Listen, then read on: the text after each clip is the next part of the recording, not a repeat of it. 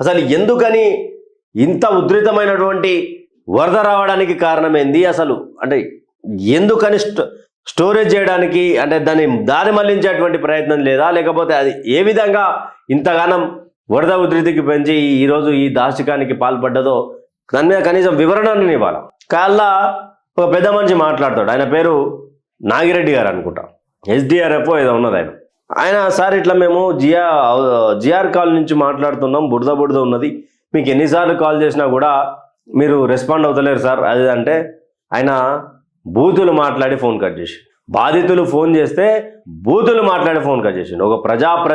ఒక అధికారిగా ఉండి ఒక ఉన్నత స్థాయిలో ఉండి ఆయన మాట్లాడాల్సినటువంటి భాష కాదు అది.